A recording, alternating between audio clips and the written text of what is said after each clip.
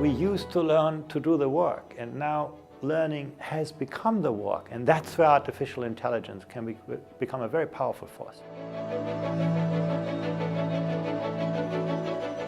Well, artificial intelligence changes virtually everything in education. It changes, first of all, the kind of skills that we need to become successful. We're seeing a decline in routine cognitive skills because computers are so great in pattern recognition and kind of analysis. We're seeing an increase in non-routine analytic skills, your capacity to create knowledge, to think imaginatively, to solve problems collaboratively, the social skills.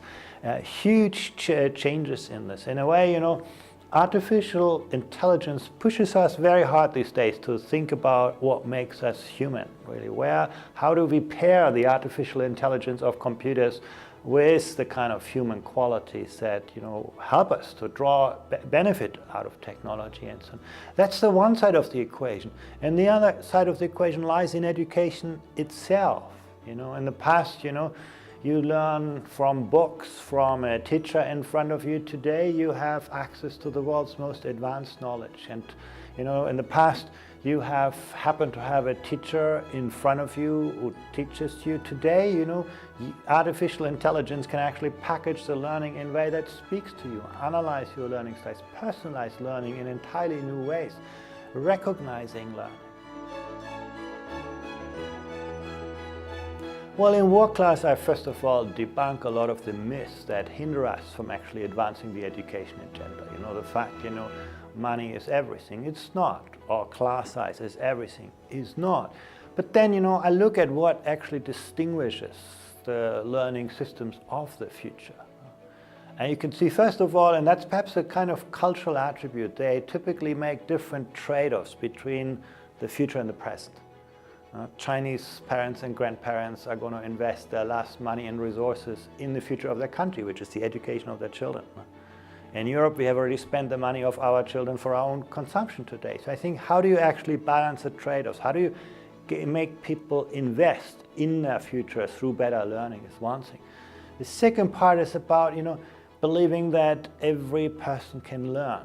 We have somehow the notion often in the learning business that talent is normally distributed, and some people are particularly gifted and others are less so. Some truth in this, but in this book I show that the 10% most disadvantaged students in Shanghai still have similar math skills than the 10% wealthiest American 15-year-olds. So it shows actually poverty is not destiny. There's a lot we can do if we can get out of this box that, learning is about talent and not about hard work.